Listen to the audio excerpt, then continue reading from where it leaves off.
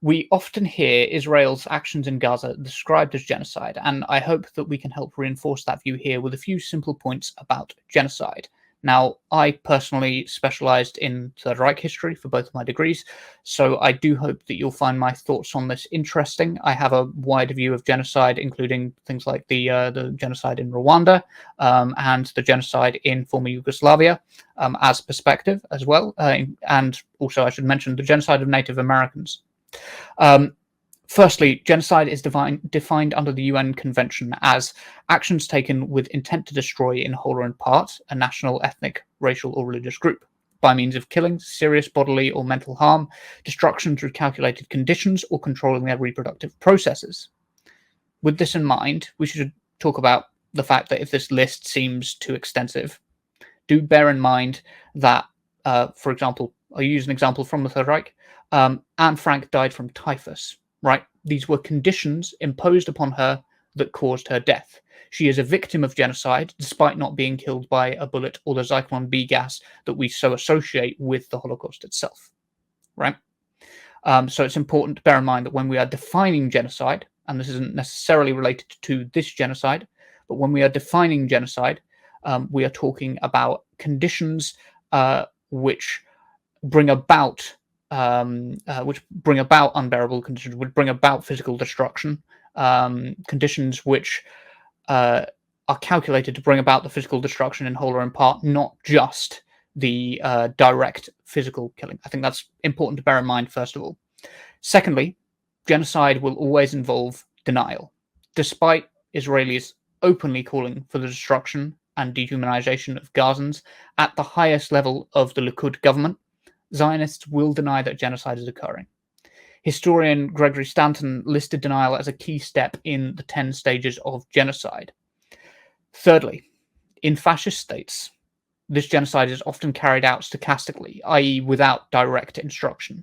This is not to say that the higher-ups don't know or approve. They're fully aware, but their approach is to let violence unfold rather than to order it directly. This, of course, gives them plausible deniability when people do start asking questions.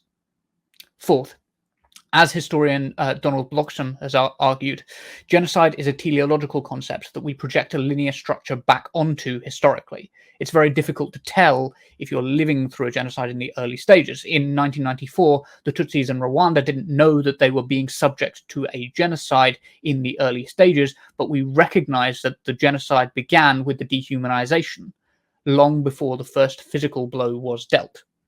And now here's an excerpt that I think is really important from a video Double Down News did with Holocaust survivor Stephen Kapos. Please bear in mind that it does contain scenes that some viewers may find distressing. I say this as a Holocaust survivor, that the genocide in Gaza is not happening in my name and in our name. The way that the Israeli government is using the memory of the Holocaust in order to justify what they are doing to the Gazans is a complete insult to the memory of the Holocaust. It's an outrage. When I saw the Israeli ambassador to the United Nations putting on a yellow star, or stomach turning, somebody who had to wear a yellow star like myself and my entire family, I'm insulted by that. What distinguishes the Jewish Holocaust is its industrial scale. It can only be helpful in understanding what's going on to make the parallel. I don't think there should be any taboo against that. I think I particularly find painful to see the children, because I remember after the war, we played in the ruins like they do now. But particularly their losses, to suddenly lose parents and siblings and so on. This kind of separation and destruction of families in this manner is again something that repeats in Gaza now, I think.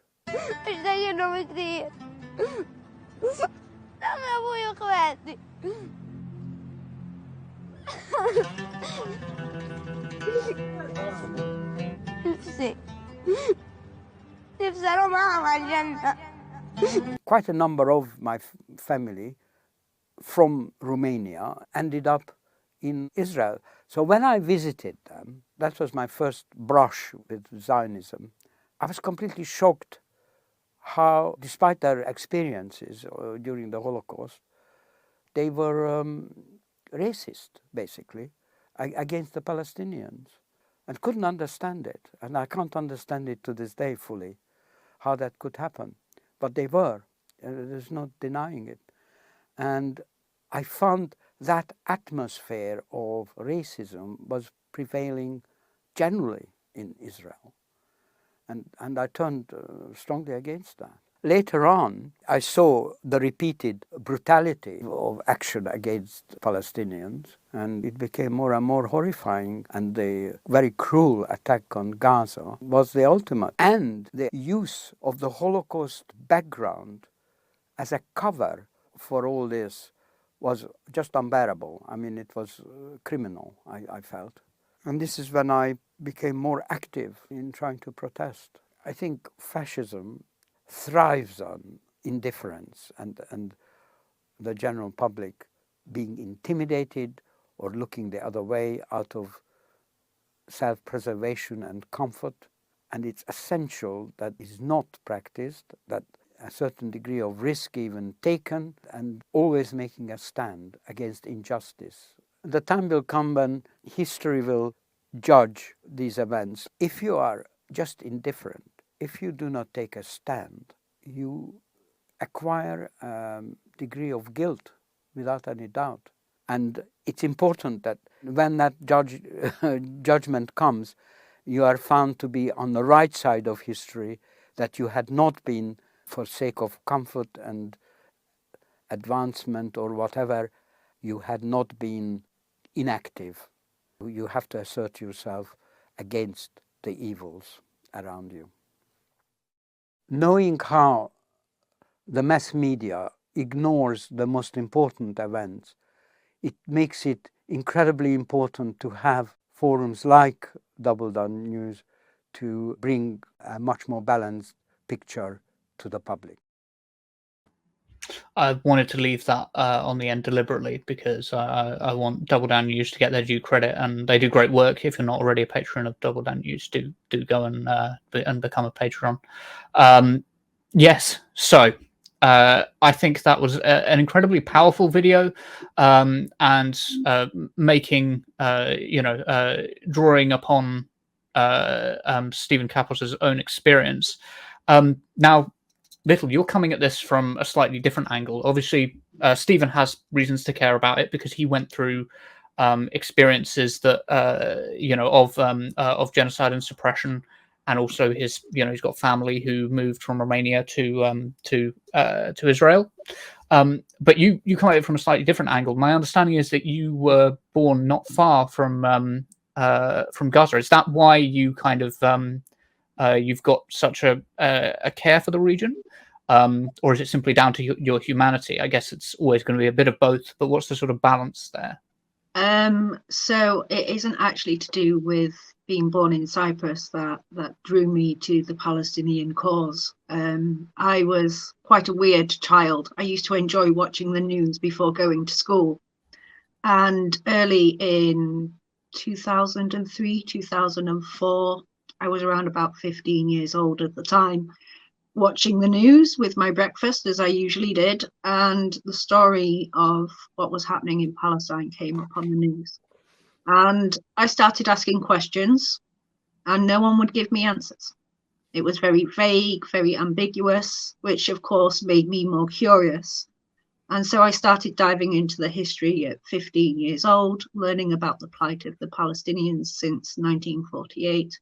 And I have been very steadfast in my support for Palestinian liberation ever since.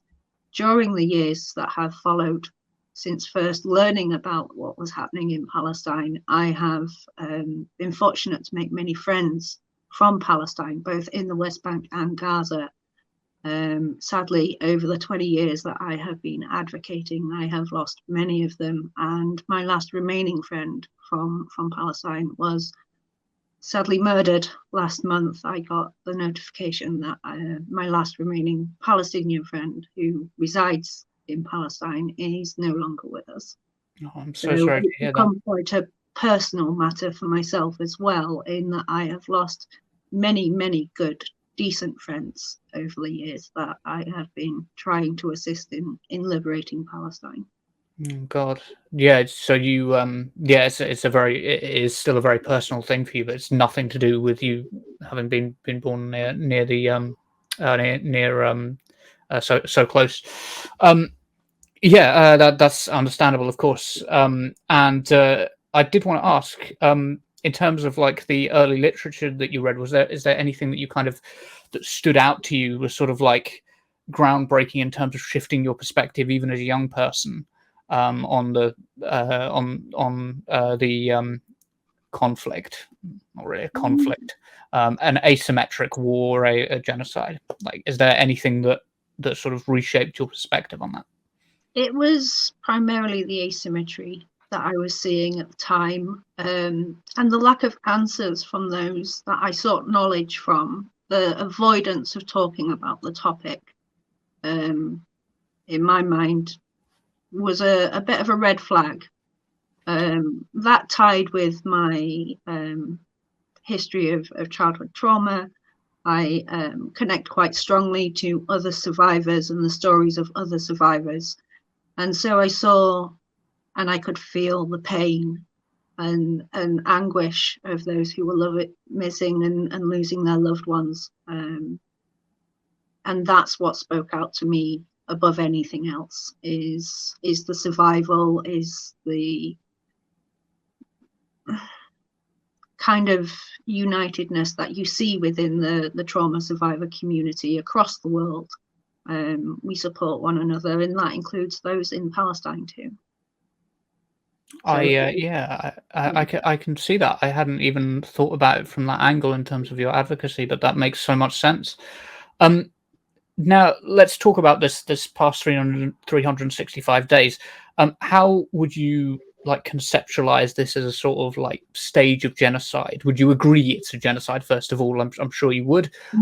But what's your basis for saying that, and how would you conceptualize this, particularly this past year, in terms of like the long term picture of the genocide of in Palestine? I think the last 365 days have been an escalation of an already existing genocide that has been taken place and conducted against the Palestinians for almost 8 decades now. I do very strongly believe that the previous 76 years has been a slow genocide and ethnic cleansing of the Palestinian people. And the events of the last 12 months are an escalation of that genocide.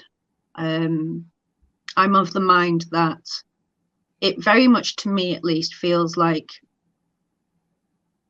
as if the Israeli government are trying to reach their end goal of the Zionist project, and understand that if they don't succeed now, they won't get another chance again, which is why we're seeing so much escalation compared to previous assaults that we have witnessed happening in both West Bank and Gaza.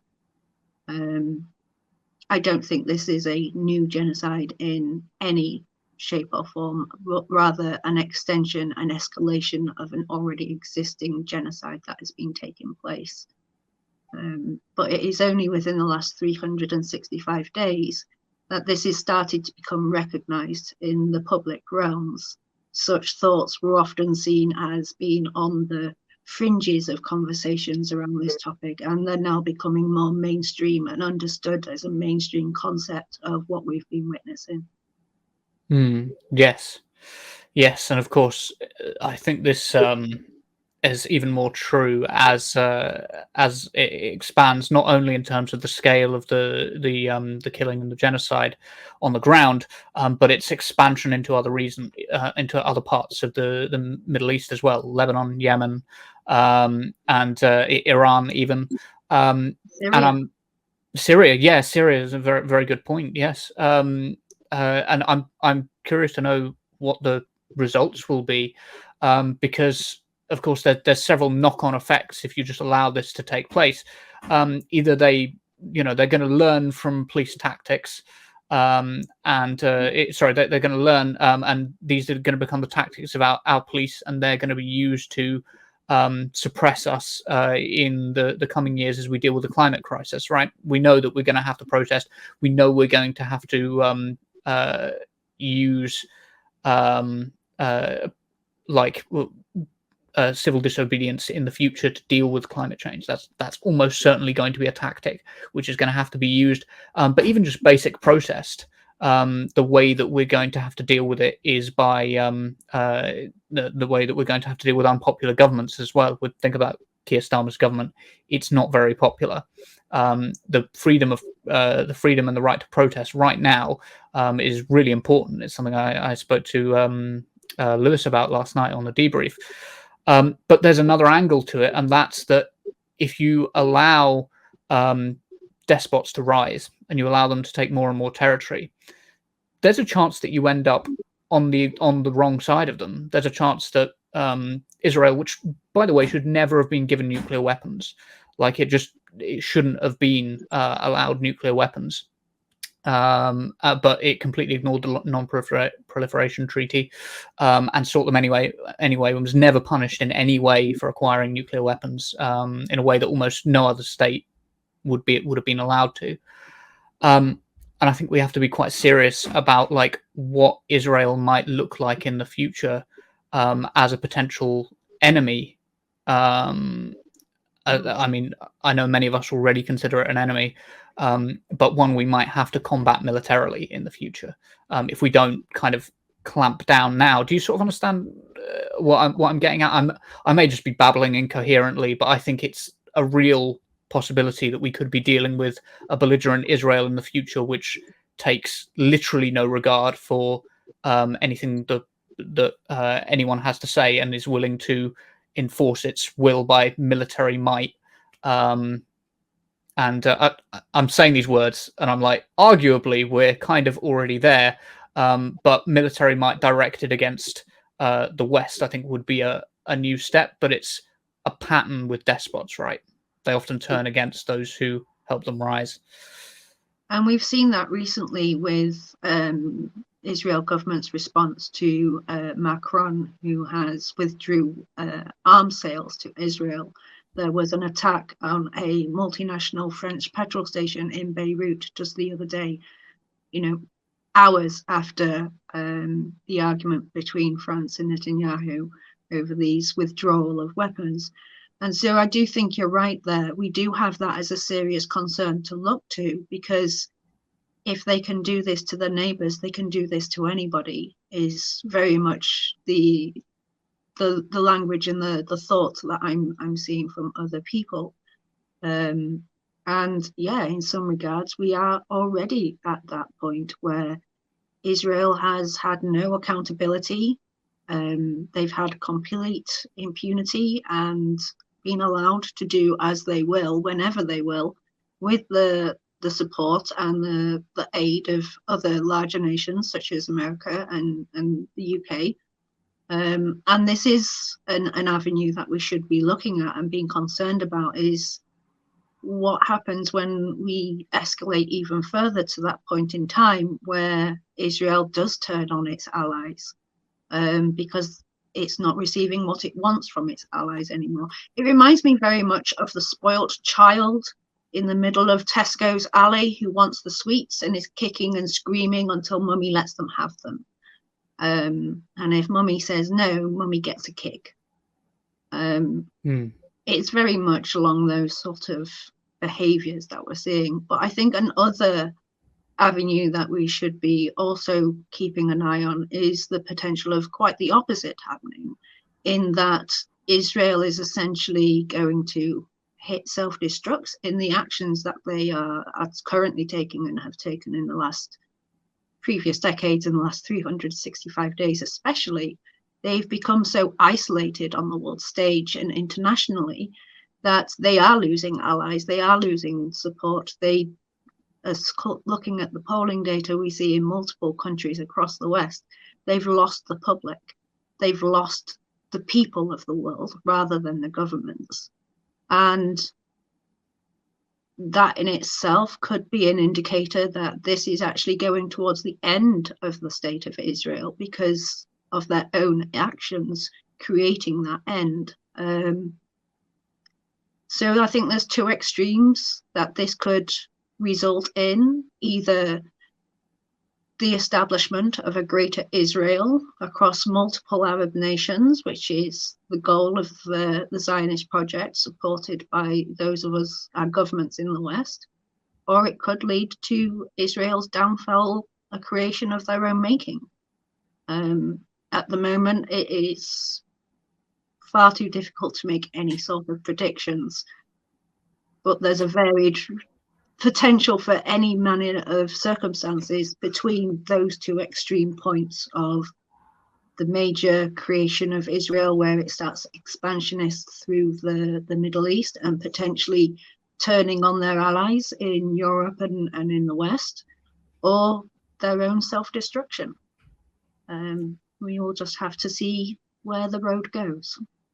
You conceptualize that it might go the way of Rhodesia, just become such an isolated state, such a racist state, and so isolated within the international community. Arguably, it's partially already there, that it might end up being a bit falling apart and ceasing to exist as a state. I think it's a real possibility. But I think we do have to be aware of where allowing Israel to run off can go wrong. I really like your analogy about the spoiled child, and I'll tell you why I like it. It's because the spoiled child analogy perfectly encapsulates the relationship between Israel and the West, because it's also all too easy, I think, for people commenting on this to fall into anti-Semitic tropes and exaggerate the power of Israel. And say, like, oh, Israel is sort of the tail that's wagging the dog, and that is absolutely not the case. But it is, I think, a fairly good representation to describe it as a spoiled child. Yes, the West is not stepping in, but it is very clear that the parent is in charge, right? It's very clear that the money comes from the parent, the power lies with the parent, and that it's the parent's responsibility at the end of the day. They should be the ones reining Israel in. I think it's a good way of conceptualizing, understanding it. I wanted to talk briefly about datification. I wonder if you have any thoughts on this, because I was watching a TikTok the other day, as you do, on datification and the idea that in a way which just simply doesn't happen when atrocities are committed in the Middle East. When attacks are committed against the West or Western allies, we tend to datify the terms. So 9/11, 7/7, the 7th of October. Once it becomes described as a date, it's hard to. This is what the video I was watching was saying. It's hard to have a critical eye on what you're being told. The person who I was watching was saying that the 7th of October in itself has become an argument. You're not saying anything like specifically about it, but just the image of a date that's been datified has come to represent a horror and a breakthrough, a sort of shattering of the illusion of safety in the West. And I think that the datification is part of a wider picture of propaganda and downplaying of the damage done against the Palestinians by Israel and by the West. Do you have any thoughts on that, or wider the wider picture of the way that we, the active and passive language that's used in media, or indeed? Do you think that this datification could be weaponized by the pro-Palestinian movement in reverse and start describing it as what's the term? The Flower Massacre would be an example of this, right? Do you think there's anything to that? I think there's validity to such ideas and concepts of it being able to be weaponized in reverse by the Palestinians, like with the Flower Massacre. I think we've seen some elements of that in recent discourse around the conversations of what's been happening in Gaza for the last 365 days. in that, yes, we have seen the datification of October 7th, and simply that one sentence there, October 7th, has, as you said, become an argument in and of itself without going into why that is an argument. And I think we have seen the reversal of that in those who have been stating, and I've seen it quite often in various interviews across media, including TikTok, that October the 7th, nothing justifies what happened on October the 7th, but October the 7th seems to justify everything that's come afterwards. And this is an argument that's been presented to challenge the, well, what about October 7th argument of, well, if nothing before October 7th justified October 7th, then justifying what comes after as October 7th reverses that effect. I think there's ways where it is possible to take one argument, co-opt it, hijack it, reverse it, whichever term you want to use.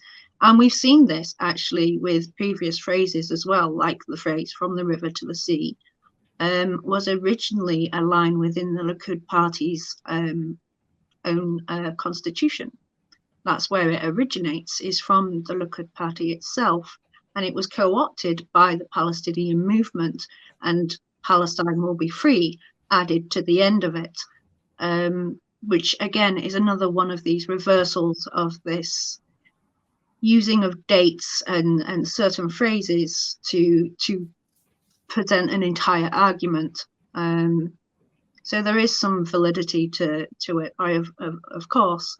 But I think we need to be careful and conscious that there's always the other side of this, because there's always more than one side to something. And while some may use datification attempts to push their narrative, it can easily then be reversed or co-opted by an opposing faction. So I suppose it depends which side of the fence you're standing on, really. Yeah, I mean, we are talking about a literal fence here as well. Yes. Yeah, in the most literal sense. Out on that note, because you make a good point there. The border around Gaza isn't actually a border as such. It is simply just a fence that has been erected within Palestinian land as outlined in the pre-1967 agreements. It isn't actually a border between Israel and Gaza or Israel and Palestine. It is simply a fence that has been put up.